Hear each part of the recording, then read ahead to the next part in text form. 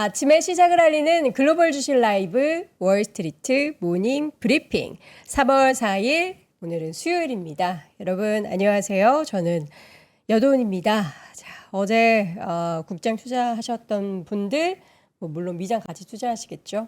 많이 좀 하락해서 이렇게까지 하락을 하는 게 괜찮나 싶은 생각이 좀 들었죠.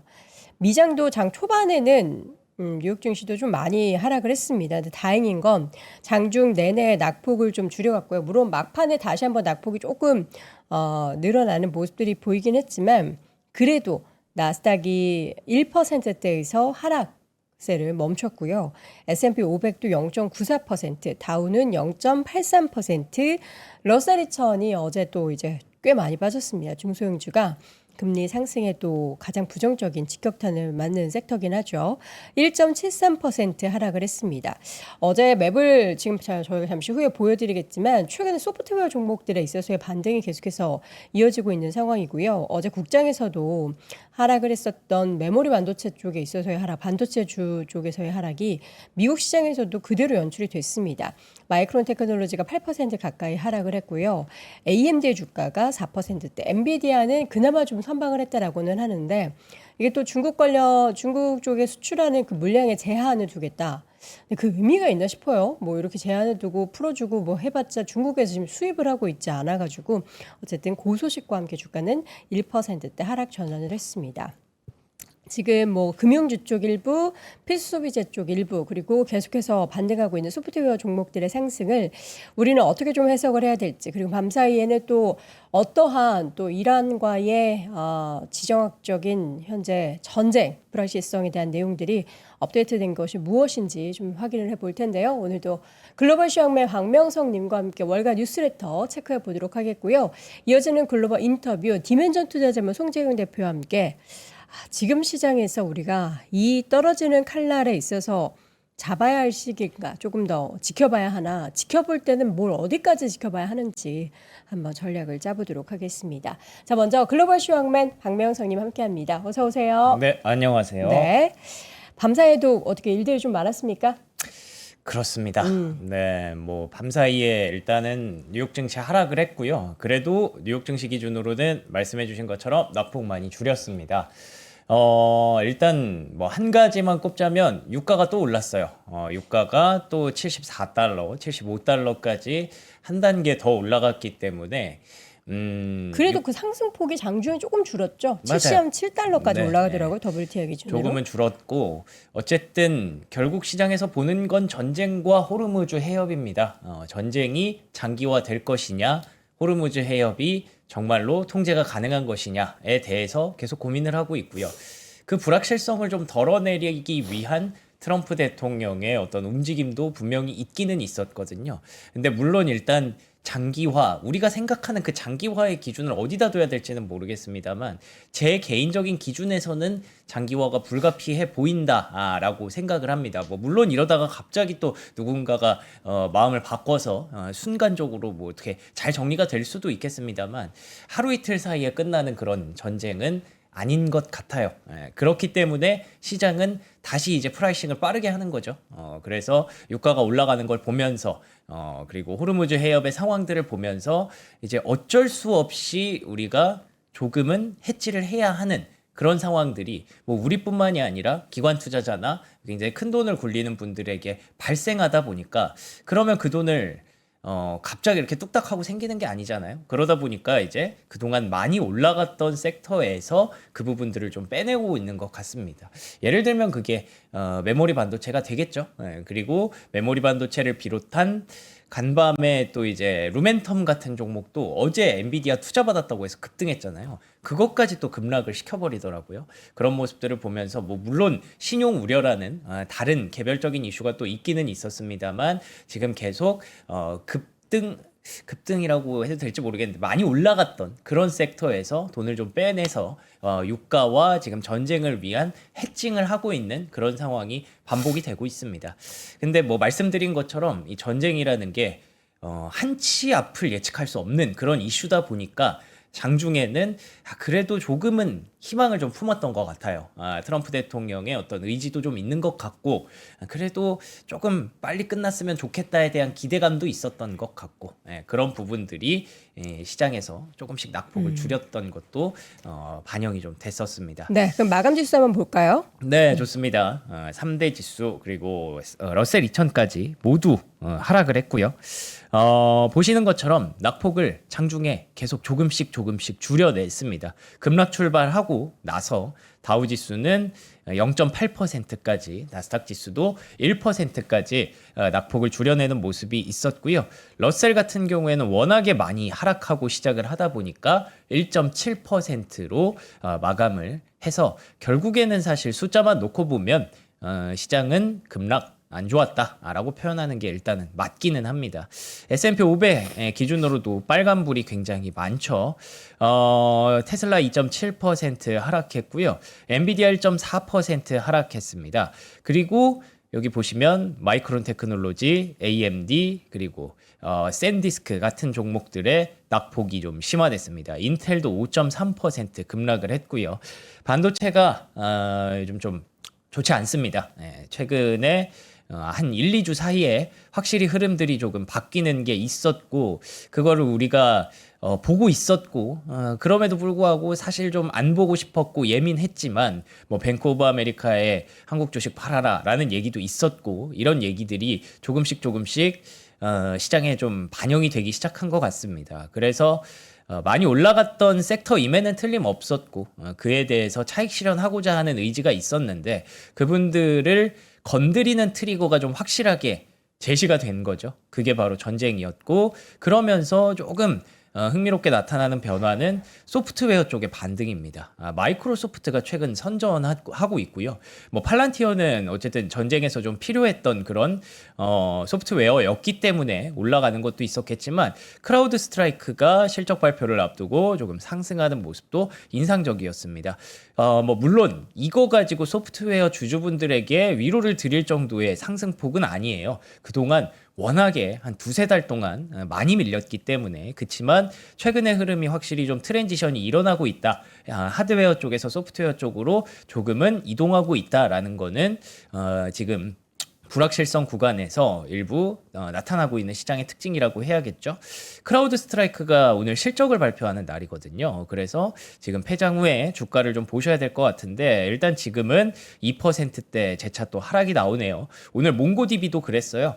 이렇게 소프트웨어에 대해서 저가 매수가 들어가고는 있는데 근데 이렇게 실적을 발표하고 나면 결국에는 희망회로 돌리기가 어렵구나라는 점에서 다시 빠지는 그런 현상이 계속 발생하고 있어서 뭐 전반적으로 수급이 좀 이동을 하고 있어도 여전히 펀더멘털 상으로 상당히 좀 막히는 그런 우려가 지금 자아내지고 있습니다. 자 그리고 러셀 2000 뭐 말씀 안 드려도 전반적으로 좀 좋지 않았고요.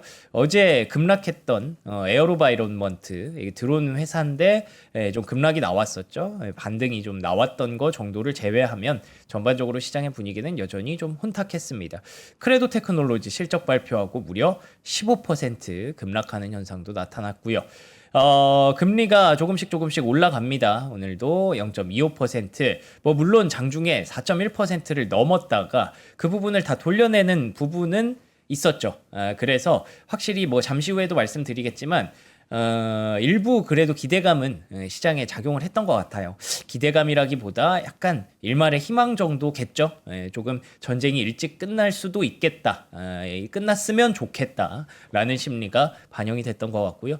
달러 지수도 99에서 조금은 멈췄습니다. 이것 때문에 야간에 뭐 보셨겠지만 환율이 뭐 굉장히 많이 올랐어요. 1,500원까지 올라가는 모습이 있었는데 그래도 장중에 좀 달러 지수가 달러 인덱스가 상승폭을 줄였으니까 조금은 그래도 완화되는 분위기도 있었다 보시면 될 것 같고요. 금이 급락을 하네요. 또 상단 맞고 떨어지는 현상. 그러니까 이걸 보면서 제가 느꼈던 게 그거예요. 사실 전쟁이고 불확실성이 이렇게 짙은 상황이다라고 본다면 금 가격은 이렇게 급락이 나오면 안 되는 거잖아요. 최소한 뭐 조금 차익 실현을 하더라도 조금 조정을 받는 고점에서 버티는 그런 흐름이 나와야 되는 건데 급락을 하고 있다는 건 어쨌든 시장의 수급 이동이 굉장히 가파르게 일어나고 있다는 거겠죠. 이렇게 많이 올라간 섹터에서 돈을 좀 빼서 다른 쪽으로 해지를 하고 있구나라는 부분들이 지금 금 가격 그리고 은 가격을 통해서도 감지가 좀 되고 있습니다. 은 가격도 7% 급락이 좀 나왔고요. 중요한 건 역시 유가입니다. 뭐 물론 상승폭을 조금 줄이기는 했다지만 사실 어제도 똑같았거든요. 어제도 80달러까지 막 주말 사이에 가다가 상승폭 줄여서 70달러 선에서 마감이 됐는데 오늘도 뭐 상승폭 좀 줄였지만 어쨌든 74, 75달러까지 레벨업이 계속 되고 있다는 점에서 결국 우리가 봐야 되는 건 유가의 움직임 매일매일 계속 체크를 해보셔야 될 것 같고요. 이 유가의 상단을 과연 트럼프라는 사람이 억제를 할 수 있는가? 그게 미국 증시와 뭐 글로벌 증시 전반적으로 최우선 포인트라고 보시면 될 것 같습니다. 그나마 좀 다행인 건 비트코인 가격이 그나마 덜 빠졌어요. 68,000선에서 움직이고 있어서 지금은 계속 불확실성이 확산되는 가운데 고평가된 조금은 많이 올라간 섹터에서 약간은 차익 실현이 불가피하다라고 보여집니다. 어제 밤사이에는 이제 낙폭을 좀 줄여가던 뉴욕 증시가 또 장중에 이란이 뭐 어딘가에 공격을 했다라는 소식이 전해지면 출렁출렁이곤 했는데 네. 이란 쪽에서의 이러한 공격, 그러니까 어제 저희가 박현도 교수님 모시고도 이야기했을 때 이란은 더 적극적으로 공격을 할 거다. 그 목적에는 뭐 다양한 목적이 있겠지만 어떻게 보면 이 전쟁을 좀 멈추기 위해서 오히려 더 적극적으로 공격을 할 거다라고 했는데 실제로도 공격을 많이 했네요. 그러니까요. 이란이 생각보다 강경하게 저항하고 있습니다. 보시는 것처럼 유일하게 남은 동맹국인 오만, 그러니까 오만이라는 나라가 우리가 그렇게 알고 있잖아요. 이란이 미국과 대화하는 창구, 소통 창구 중에 하나로 알고 있는데 오만 쪽에도 지금 포탄이 이렇게 떨어지는 영상들이 확산이 됐었고요. 이란의 제네바 유엔 대사는 이번 침략 행위가 중단될 때까지 우리는 계속해서 방어할 것이다라는 말을 했습니다. 그러니까 이란은 결과적으로 멈출 생각이 없다. 일단 단기간에는 멈출 생각이 없다라는 걸 전 세계에 천명하고 있는 상황인 거죠.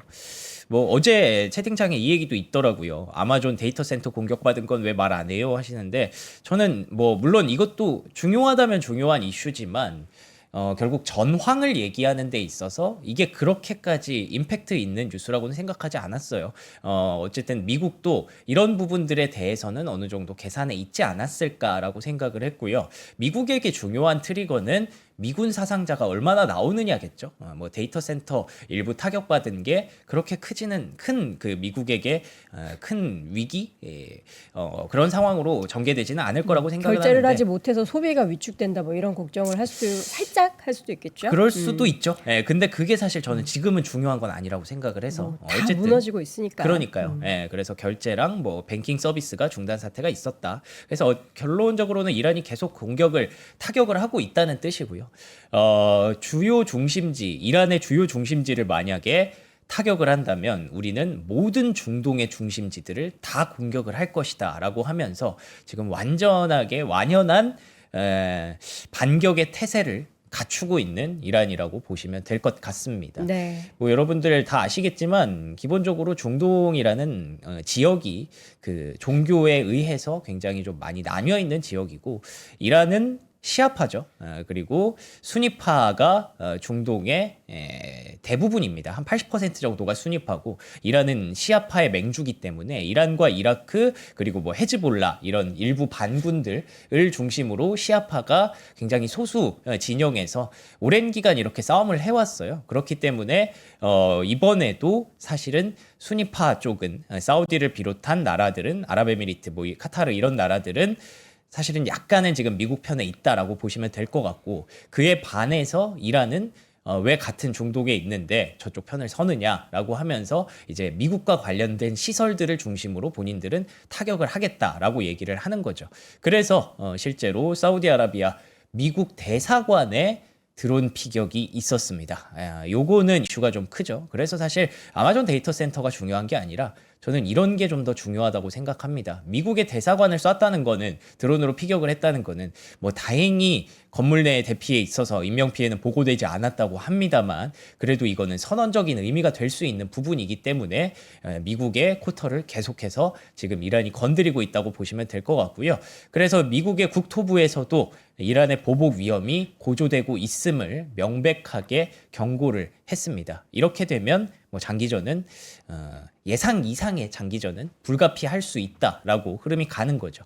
트럼프 대통령의 발언들도 사실은 우리가 조금 두려워할 만한 그런 장기전을 약간은 좀 내포하고 있습니다. 뭐 물론 이게 수사일 수도 있겠죠. 미국이 그만큼 준비가 잘 되어 있으니 이란은 더 이상 까불지 마라라는 얘기를 하는 걸 수도 있겠지만 어쨌든 지금 상황에서 우리 투자자들 입장에서 봤을 땐 야 이거 생각보다 일찍 끝나지는 않겠구나라는 우려가 발생할 수밖에 없습니다. 미국의 군수품 비축량은 사상 최고 수준이다. 우리는 준비가 잘 되어 있다라는 뜻이고요. 이란의 발사대는 분명히 고갈되고 있는 것 같다. 뭐 물론 미국의 정보력을 의심하는 건 아닙니다만 이란의 발사대가 고갈되고 있다라는 부분에 대해서 우리가 진짜 그렇겠네라고 당장 믿기는 좀 힘들잖아요. 지금 너무 많이 쏘고 있으니까. 근데 미국 탄약은 무제한이니까 결국 미국이 이긴다라는 얘기를 일단은 트럼프 대통령이 하고 있고요. 이거는 시장을 좀 안심시키기 위한 발언임에 틀림없지만 일각에서는 그렇게 해석할 수 있는 거죠. 좀 더 길어질 수 있겠구나. 그리고 미국은 영원히 forever라는 단어를 쓰면서 영원히 싸울 수 있다. 여기서 이번 작전이 4주에서 5주간 지속될 수 있지만 예정보다 빠르게 진행되고 있다라는 얘기를 했습니다. 어제 말 다르고 오늘 말 달라요. 근데 오늘은 어쨌든 이렇게 생각보다 빠르게 가고 있다라고 얘기를 한 건 빠르게 끝내겠다라는 의지도 보이고 있기 때문에 그래서 장중에 시장의 낙폭이 좀 줄었다라고 보시면 될 것 같고요. 네타냐후 이스라엘 측의 흐름은 어떤지 한번 체크해 보도록 하겠습니다. 네타냐후 총리가 우리는 엔들리스 워 끝나지 않는 전쟁을 하려는 것이 아닙니다. 라고 3월 2일에는 어느 정도 시장을 안심시키는 그런 발언을 하더니 지금 또 레바논으로 갑니다. 아시다시피 앞서 말씀드렸던 그 레바논의 헤즈볼라가 주둔해 있죠. 헤즈볼라를 이스라엘이 타격하기 위해서 레바논으로 진격하는 명령을 내렸다고 하고요. 그러니까 이제 레바논의 수도인 베이루트의 미국 대사관이 폐쇄가 됐습니다. 사우디아라비아에 있는 미국 대사관은 드론 타격을 받았고 베이루트, 레바논에 있는 미국 대사관도 폐쇄가 됐습니다. 이렇다는 건 계속 전쟁의 전후는 고조되고 있다라고 우리는 판단을 해야 될 것 같고요. 중국에서 조금 나서는 모습이 있었어요. 왕이 외교부장이 이스라엘 그만합시다. 여러분들 아시는 것처럼 그 호르무즈가 막히면 가장 큰 타격을 받는 게 중국이거든요. 그렇기 때문에 미국이 이 전쟁을 시작했다라는 얘기도 있어요. 미중 간의 그 무역 협상을 앞두고 조금은 우선권을 확보하고자라는 말도 있기는 한데 그 부분들을 이제 중국은 생각도 할 거고 그리고 기본적으로 중국과 이란은 우방이기 때문에 이스라엘을 좀 견제하는 말도 있었습니다만 지금 뭐 세상은 그렇게 받아주지는 않는 상황이고요. 그리고 조금 더 걱정되는 건 이제 아랍에미리트가 참전을 검토하고 있습니다. 앞서 말씀드렸던 그 순위파 라인에서 계속 이란이 곳곳에 순위파 쪽에 포탄을 터뜨리고 있다 보니까 아랍에미리트가 이란의 그 미사일 기지를 이걸 무력화시켜야겠다라고 판단을 했던 것 같아요. 그래서 이란을 공격하는 것을 검토하고 있다라고 얘기를 하는데 알고 보니 아랍에미리트 쪽에 미사일이 한두 발 떨어진 게 아니더라고요. 무려 186발과 812발의 공격을 받은 후에 못 참겠다라고 행동을 검토하고 있다고 합니다. 걸프 국가들이 그만큼 화가 났다는 뜻이고요. 이스라엘과 사우디아라비아 쪽에서도 굉장히 여러 움직임이 나타나고 있습니다. 그나마 다행인 건 카타르는 최대한 움직이지 않는 방향으로 얘기를 하고 있다고 해요. 그래서 아랍에미리트 쪽만 일단은 얘기가 나오고 있고 근데 말씀드린 대로 이건 일단이기 때문에 이게 조금 더 확산될 가능성도 배제할 수 없습니다. 자, 일단 전황에 대해서는 이렇게 말씀을 드릴 수가 있겠고요. 호르무즈 해협은 어떻게 됐느냐? 이란 혁명수비대 피셜로는 호르무즈 해협 폐쇄를 공식화했습니다. 아시는 것처럼 호르무즈 해협 어제 설명드렸다시피 여기에 이란이 있고 여기에 사우디가 있어요. 그래서 여기서 많이 원유가 생산되고 이 중동에서 이란과 사우디가 만드는 그 원유들이 다 이쪽으로 나가기 때문에 아시아와 유럽 쪽으로 나가기 때문에 시장에서는 이걸 가장 두려워할 수밖에 없고요. 제가 뭐 이번에 공부를 좀 해봤는데 여기서 나와서 호르무즈에서 20.9%가 나오고 그게 이제 말라카 해협 여기를 통과해서 중국, 일본, 한국 등으로 이렇게 배송이 된다고 하더라고요. 그렇기 때문에 호르무즈 해협의 가장 큰 폐쇄에 가장 큰 피해를 받는 나라는 중국과 인도가 되고요. 그 다음이 우리 대한민국 그리고 일본 등이 됩니다. 그렇기 때문에 어제 국내 증시가 조금 더 많이 하락했던 그런 모습도 어느 정도는 이해가 되는 그런 부분도 있었죠. 그래서 간밤에 이 EWY 8.8% 급락을 했고요. 그리고 코루 3배짜리 대한민국 증시 인덱스가 20% 넘게 30% 가까이 폭락을 했습니다. 근데 그나마 이게 어떻게 된 거냐면 코루 기준으로 말씀드리면 30% 폭락으로 애초에 출발을 했어요.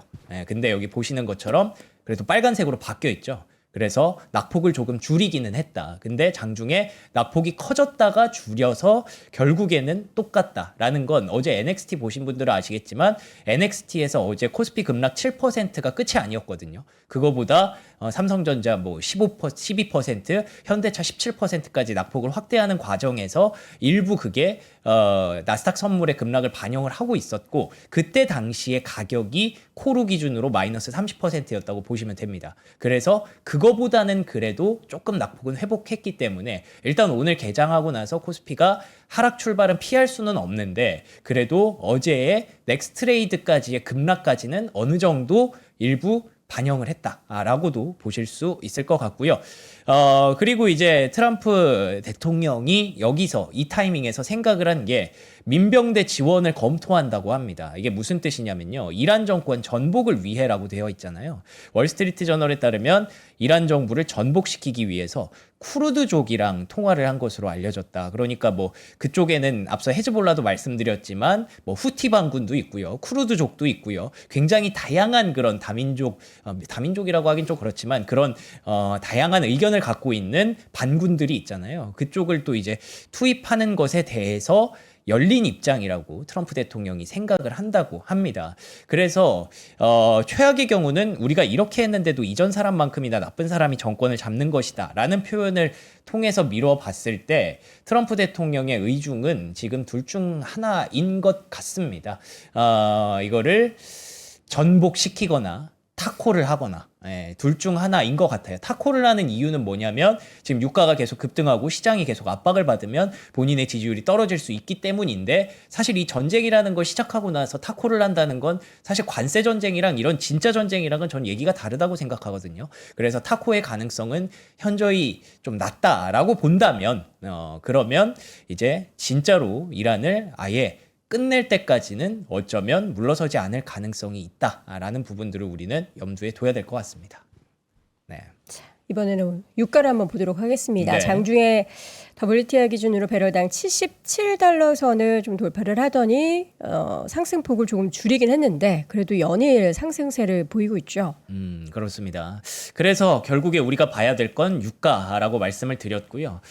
브렌트유 기준으로 스탠다드 차타드가 급격하게 전망치를 상향했습니다. 74달러까지 가격 전망치를 62달러에서 상향을 했고요. 뭐 그러면 지금 74달러 왔는데 그럼 끝난 거 아니냐 하기에는 그만큼 지금 급박하게 월가의 움직임이 진행되고 있다는 겁니다. 그렇기 때문에 이 기준을 이렇게 높여놓은 상황에서 그들도 큰 돈을 굴리는 그들도 이제는 이 프라이싱을 해야겠죠. 그러니까 설마 전쟁이 나겠어? 라는 생각에서 전쟁이 났네? 에이 설마 호르무즈 닫겠어? 호르무즈를 닫았네?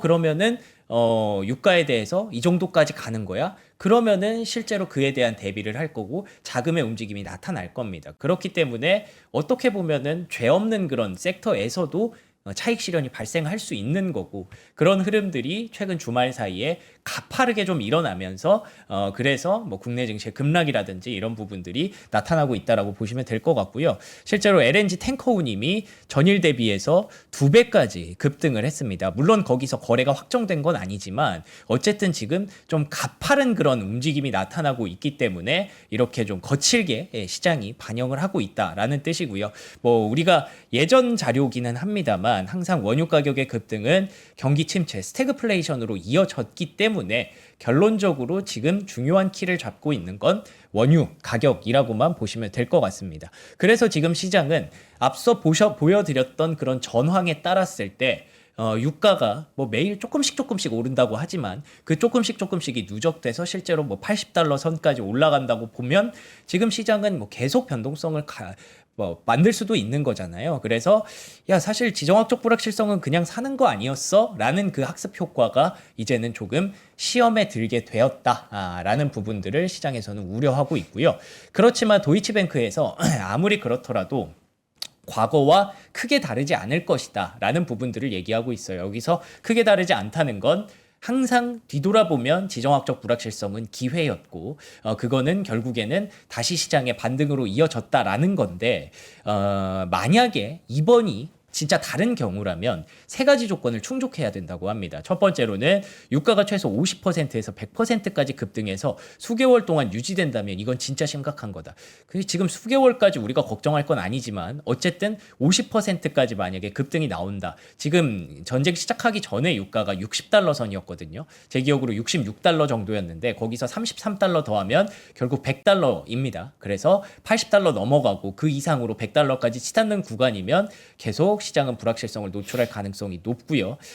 유가 상승은 이미 냉각되고 있는 경제를 불황이나 상당한 경기 둔화로 몰아넣을 수 있기 때문에 더 그렇습니다. 스태그플레이션을 유발할 수 있기 때문이죠. 물가는 올라가는데 경기는 침체하는 그런 현상. 그리고 중앙은행들이 정말 매파적인 정책 기조를 가느냐. 중앙은행, 다시 말하면 연준은 금리를 내리지 못하는 이유에 대해서 전쟁이 나기 이전에도 물가에 대해서 부담이 된다. 관세 때문에 물가가 불안하다라는 얘기를 해왔기 때문에 그렇게 되면 진짜로 이제 금리 인하의 여지는 유가가 계속 올라가면 줄어들잖아요. 그렇기 때문에 실제 이런 움직임들이 나오는가 세 가지를 좀 봐야 된다라고 얘기를 했는데 여기서부터 그래도 또 변수가 될 수 있는 얘기들을 좀 말씀드리도록 하겠습니다. 사우디아라비아는 이 지역만 빼고 이 해협 으로만 수출할 수 있는 거는 아닙니다. 다행히도. 이런 상황들이 중동에서 호르무즈를 둘러싼 상황들이 굉장히 비일비재했기 때문에 사우디아라비아는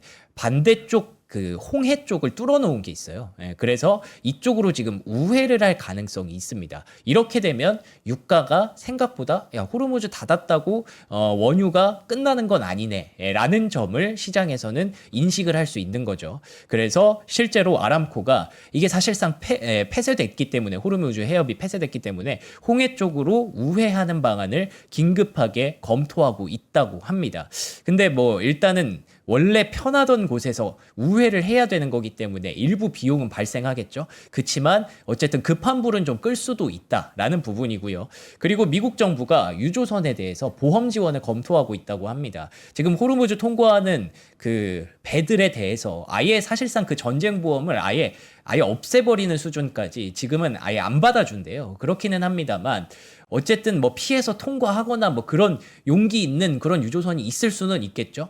그런 배들한테 보험 지원을 검토하는 방법도 생각을 한다라는 부분들이 있었고요. 근데 사실 이게 핵심인 줄 알았는데 중요한 거는 여기까지 갔습니다. 군사적 지원을 하겠다는 거예요. 그러니까 유조선 통과하는 배들에게 그 군대를 붙인다는 거죠. 미군을 붙여서 같이 움직이면 이란에서 타격을 하더라도 어느 정도 방어가 될 수 있기 때문에 그래서 이걸 연결해 보면 결론적으로는 굉장히 지금 미국이라는 나라가 이 호르무즈 해협과 원유 운반 사태의 우려에 대해서 굉장히 지금 진지하게 받아들이고 있다는 뜻이고 사우디도 우회로를 만들고 있다는 점에서 유가가 급등을 하다가 조금 내려왔다라고 보시면 될 것 같습니다. 과연 그게 정말 긴급 처방이 될지는 우리는 알 수 없지만 어쨌든 누군가가 이걸 보고 있고 움직이고 있다는 것만으로 시장에는 조금은 안도감을 제공했다라고 보시면 될 것 같고요. 울프 리서치에서는 이런 얘기도 하네요. 이란이 저렇게까지 얘기를 하고 있지만 사실은 아까 트럼프 대통령이 얘기했던 것처럼 생각보다 군사력이 제한적일 수 있다라는 거예요. 그래서 지금 호르무즈 해협을 뭐 이란의 혁명군들이 차단한다고는 얘기는 하지만 그 가능성이 생각보다 크지 않을 수 있다. 수사일 수 있다. 약할 수 있다라는 얘기인 거죠. 그래서 미군이 붙어서 만약에 운반을 하게 되면 그거 생각보다 용이하게 될 수도 있다라고 봐서 그래서 시장은 그래 결국 누군가는 답을 찾을 거야 라는 부분들에 대해서 희망을 담았다라고 보시면 될 것 같습니다. 그래서 네. 유럽 증시가 연속으로 또 크게 하락을 그쵸? 했네요. 네, 그래서 시장의 어떤 반영 어떻게 반영됐는지를 보시면요. 유럽 증시는 이런 얘기들이 나오기 전에 열렸잖아요. 그렇기 때문에 이거는 좀 불가피했어요. 그런데다가 어제 그 뭐 스페인이 우리 뭐 공항 쓰지 말라라는 얘기 했었잖아요. 그래서 트럼프 대통령이 그것 때문에 또 화가 났거든요. 베센트 시켜서 스페인이랑 모든 무역 끊어라 라는 얘기를 했기 때문에 그런 부분들이 좀 더 반영이 돼서 유럽 증시는 급락을 피할 수가 없었는데 비트코인 앞서 말씀드린 대로 나름대로 잘 버티고는 있습니다. 저점을 깨지 않는 부분에서 움직이고 있다는 건 그 전에 이미 프라이싱 그러니까 이런 불확실성 우려들을 반영한 상품들에 대해서는 일부 안도감이 제기되는 것도 사실이고요. 그리고 이게 좀 흥미롭습니다. 방산주가 원래 이런 분위기 장기화되는 분위기면 올라가야 되잖아요. 근데 다행히 로키드 마틴의 주가 뭐 다행이라는 표현 써도 될지 모르겠는데 이 주주분들에게는 죄송한 말씀이지만 다행히 로키드 마틴은 조금 조정을 받았습니다. 팔란티어도 계속 올라가려는 움직임은 있었지만 그래도 상승으로 끝났지만 많이 올라가지 않았어요. 다시 보면은 로키드 마틴은 그동안 많이 올라왔고 팔란티어는 많이 빠졌기 때문에 오늘의 결과는 하락과 상승으로 달랐지만 어쨌든 이런 장기화 우려 속에서도 크게 올라가지 않았다는 거 그거는 어떻게 보면 다행이라고 볼 수 있겠죠. 드론주는 급등을 한 종목들이 있기는 있었는데 레드캣 같은 경우에도 보시면 상승 꼬리를 크게 노출을 했습니다. 그렇기 때문에 일부 안도감이 시장에 분명히 반영됐다라는 거를 볼 수가 있겠고요. 정유주도 하락했습니다. 엑슨모빌과 쉐브론이 결과적으로는 오르다가 빠졌다는 건 어떤 뭐 미국의 어떤 대응 방안들에 대해서 조금은 시장이 신뢰도를 보냈다고 볼 수 있는 거죠. 이장하고 국장하고 느낌이 정말 다르네요. 근데 물론 어제도 국장도 방산주 뭐 함께 올랐던 조선주가 하락 전환하기도 하고 했지만 네. 어제 애프터마켓에서 SOE 상한가거든요. 그러니까요. 근데 거기까지는 어제 미장에서도 반영이 됐었잖아요. 예를 들면 엑슨모빌도 올랐고 쉐브론도 올라갔으니까 그리고 아람코가 급등을 했었단 말이죠. 그러니까 전일장. 예. 근데 오늘은 이제 그게 끝나고 나서의 간밤에 있었던 일이잖아요. 간밤에는 장기화 우려가 있었지만 그래도 미국이 뭔가를 계속 했잖아요. 뭐 군사력을 활용해서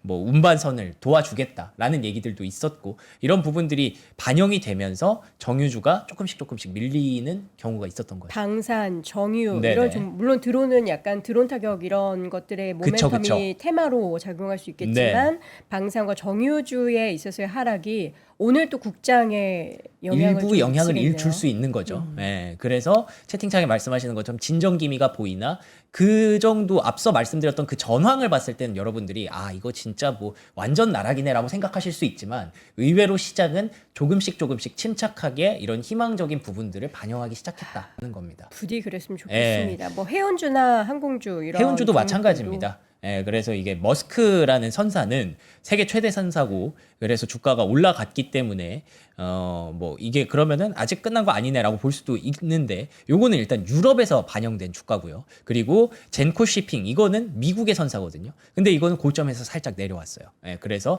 이런 부분들도 참고하시라고 가져와 봤고요. 항공주도 델타 항공도 원래 유가가 저렇게 올라가면 오르면 안 되잖아요. 예, 근데 유가도 그렇고 지금 비행기가 뜰 수가 없으니까. 그러니까요. 예, 일부 종목들이 이렇게 상승하는 모습도 네. 있었다라는 게 시장에 조금은 힌트가 될 수도 있지 않을까 싶어요. 이런 지정학적 불확실성이 좀 수면 아래로 살짝은 소강 상태에 접어드는 그 가운데 네. 여전히 좀 시장에서 월가에서 우려하고 있는 것들은 결국에는 그 사모신용 쪽에 있어서의 문제입니다.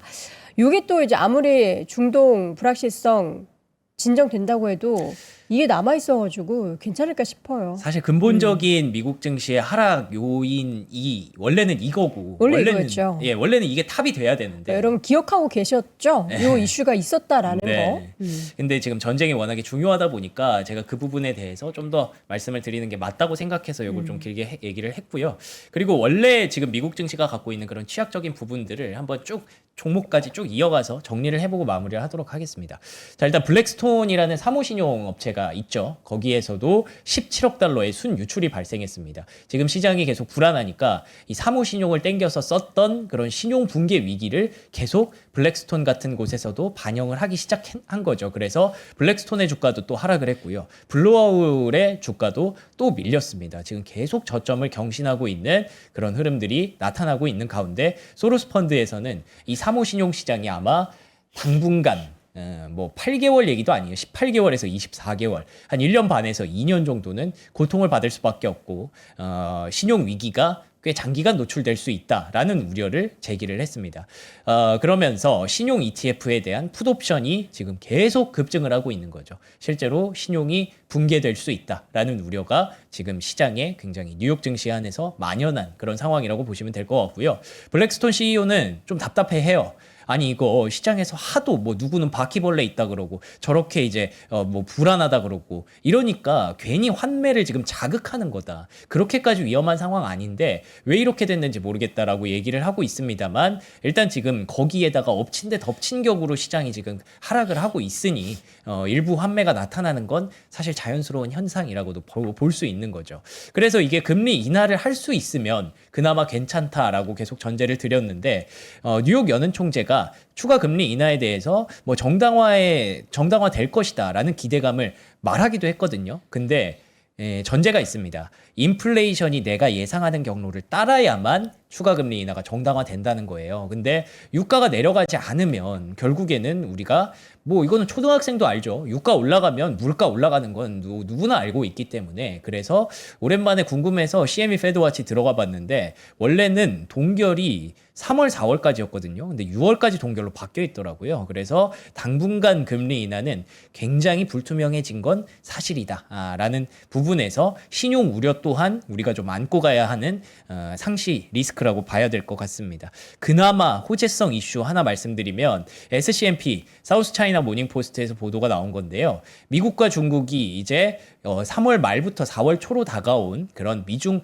무역 협상을 위해서 이제 그 대표단보다 그러니까 먼저 이렇게 만나서 물밑 작업이 지금 시작이 됐다고 합니다. 그렇기 때문에 지금 일단 굉장히 많은 이슈들이 있고 미국과 중국이 이에 대해서 할 얘기가 굉장히 많아졌겠죠. 그 부분에 대해서 각자의 카드가 있을 거고 그렇기 때문에 이 3월이 조금씩 지나가는 기간 동안 불확실성이 완화가 되면서 3월 말과 4월 초에는 확실히 좀 시장 분위기가 달라져 있을 수도 있지 않을까 기대감도 있는 게 사실입니다. 네. 그래서 종목들을 쭉 빠르게 보면요. 실적 발표한 종목들이 몇 개 있었어요. 몽고DB. 네, 몽고DB가 이제 클라우드 소프트웨어 기업인데 소프트웨어 요즘에 안 좋잖아요. 실제로 분기 가이던스가 확실히 빨간불이 좀 들어왔습니다. 그러면서 주가의 급락이 나왔던 흐름이었고요.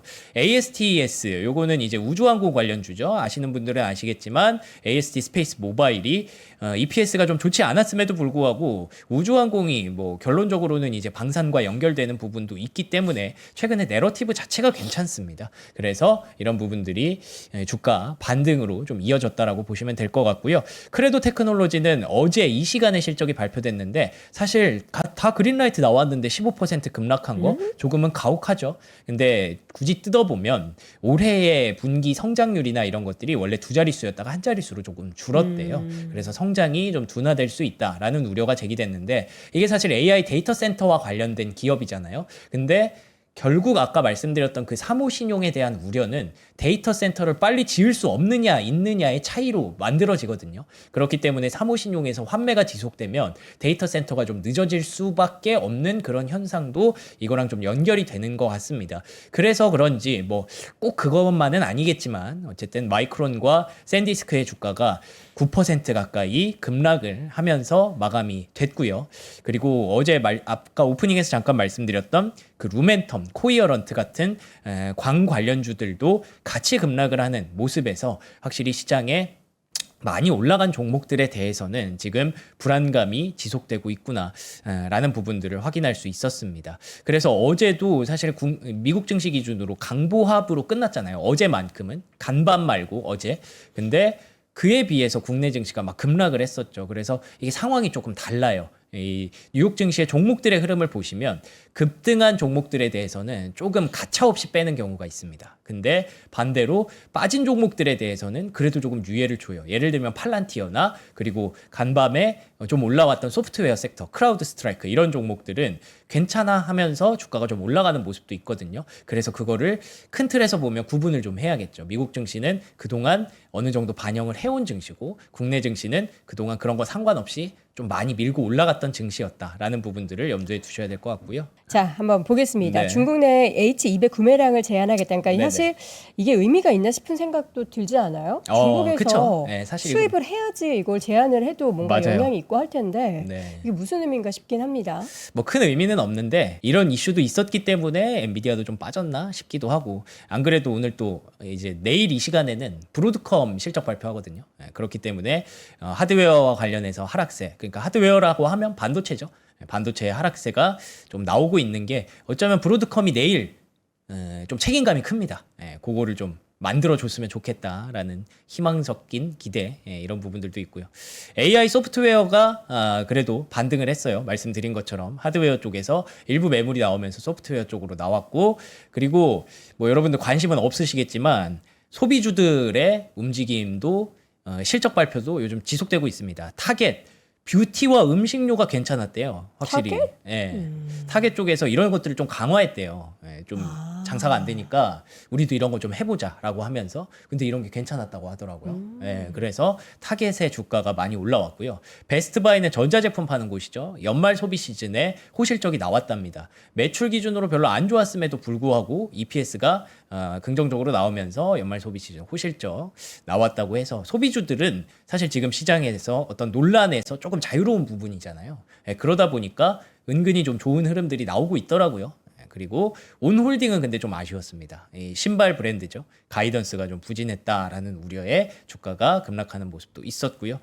이 서클 얘기를 마지막으로 좀 드리고 싶은데 얼마 전 저희 실적 발표 얘기하고 네네. 나서 당일 두 자릿수 오르고 나서 계속 올라요. 멈출 줄을 몰라요. 근데 그거에 대해서 사실 실적 이슈도 있고 클래러티 액트 이슈도 있는 것 같은데 제 생각에는 그건 것 같아요. 금리가 자꾸 올라가니까 결국에는 얘네가 국채로 장사하는 그런 네네. 돈놀이하는 그런 그 매출 구조를 갖고 있잖아요. 그렇기 때문에 그 부분들이 서클에게 조금 호재가 되고 있는 것 같습니다. 그래서 다른 코인주들은 안 오르는데 서클만 올라가는 거는 그 영향이 좀 있다라고 보여지는데 어쨌든 최근에 서클이 좀 좋은 흐름을 계속 타고 있는 가운데 비트마인은 이더리움을 샀다고 하네요. 어제 스트래티지가 비트코인 추가로 매입했다라는 말씀드렸는데 비트마인도 이 틈에 이더리움을 좀 샀다고 합니다. 일부 투자에 좀 구루들이라고 해도 되나요? 이런 분들은 전문가들은 지금 저가 매수를 하고 있는 것도 일부 확인이 되고 있습니다. 네. 자, 내일은 그래서 말씀드린 것처럼 브로드컴 실적이 발표될 예정이니까 여러분들 내일도 이 시간에 잊지 말고 찾아와 주시기 바랍니다. 명성이 요새 뭐 먹어요? 왜요? 아니 아침에 텐션이 왜 이렇게 좋아? 아침에 텐션이 좋아요? 아침에 밥 먹고 오는 줄 알았어요. 저 예. 안 먹어요, 안 먹어요. 우리 다 빈속인데 그래서 여러분 오늘은 최선당의 샤브샤브 2+1 저희가 준비했습니다. 대사하시려고 일부러 3만 원대. 뭐 아니 물어보신 거예요? 실제로 텐션이 너무 좋아가지고 그래요? 예, 요새 약간 뭔가 작두탄 것 같아. 예. 아니. 아까 전에 에코 나오니까 에코 프로 얘기하는데 명성님이 요새 도핑 테스트 한번 해봐야겠다. 이거 좀 뭔가 있다 이런 생각이 들었습니다. 일단은 저희가 여러분 샤브샤브 안 좋아하시는 분 없으시죠? 저도 개인적으로 이 채선당 샤브샤브 참 좋아하는데 또 이렇게 이거 보여드리고 싶다. 이 안에 저기 지금 사진 보여주시는 것처럼 배추 그리고 초록 채소들 이거 이름 까먹었다. 이거 청경채. 뭐죠? 청경채 그리고 이런 이제 버섯 다 들어가 있고요. 예, 핵심 포인트 고기까지 이렇게 다 들어가 있는 그런 제품입니다. 일단은 한번 저도 먹고 명성 드세요, 명성님 네. 드세요. 아, 맛있게 한번 드셔보세요. 고기가 네, 한 입에 이거 다 먹어볼까? 그럼 말을 못 하겠죠? 역시 아침 고기는 상당히 맛있군요. 아침에는 여러분 고기를 드셔야 돼요. 제가 요새 먹을 게 많이 없었잖아요. 그래서 코가 이런가 봐요. 버섯과 채소와 고기를 한 번에 싸서 그렇게 혀를 내면 아, 이거 마이크 때문에? 너무 허밍 아웃했다. 아, 죄송합니다, 여러분들. 소스도 다 들어가 있어요. 아니 샤브샤브 드시는데 밥 드세요? 밥은 마지막에 죽 해서 드셔야죠. 아, 죽 맛있죠. 그리고 여기 탄수화물로 국수가 있어요. 국수가 들어있는데 이 국수는 어떤지 먹어보도록 하겠습니다. 국수 맛있게 드세요. 그리고 우리 지금 명선님이 입고 계신 티셔츠도 오늘 함께합니다. 파타고니아 티셔츠 최초로 4만 원대 준비했는데 제가 요거 티셔츠라서 오늘 사실 입지 못했는데 요거 하얀 컬러 요 등에 요 무늬가 있는 하얀색인데 약간 푸른기가 도는 하얀색이에요. 그래서 요거 하얀 컬러 남녀 공용이라서 여러분들 요거 스몰 사이즈거든요. 함께 저 스몰 사이즈 입으면 딱 어깨에 핏대서 입을 수 있고요. 명선님은 지금 블랙 컬러 X 라지 사이즈로 입었습니다. 요 제품 사실 지금 날씨가 많이 낮 기온은 10도 이상 올라가서 따뜻해졌는데 얇은 코트나 이런 거 이제 안에 입기 좋은 긴팔 제품으로 준비를 했습니다. 맨투맨은 조금 두터워서 부담스러우신 분들은 이 긴팔 제품으로 선택하시면 좋을 것 같고 지금처럼 이렇게 환절기 때 저는 이게 감기가 아니고 부비동염이거든요. 근데 이런 거 이제 이런 것도 이제 국물 뜨뜻하게 먹어주면은 약간 코 뻥 뚫리고 해서 좋잖아요. 여러분들 집에서 편안하게 채소한당 샤브샤브도 즐기실 수 있도록 저희가 총 6인분 천연 재료 소고기 샤브샤브 돼지고기 아니고요. 소고기 샤브샤브도 3만 원대에 드실 수 있도록 남은 국물에는 밥 넣고 계란 하나 끼고 그러니까 파 송송 이렇게 해가지고 후추 조금 넣은 다음에 죽해 드셔도 너무나 든든하게 여러분 식사 한 끼 하실 수 있습니다. 자세한 사항은 영상 아래 링크 참조해 주시고요. 예, 명선님은 끝나고 도핑 테스트 한번 해보도록 하겠습니다. 글로벌 시황맨 박명선님 함께했습니다. 고맙습니다. 고맙습니다.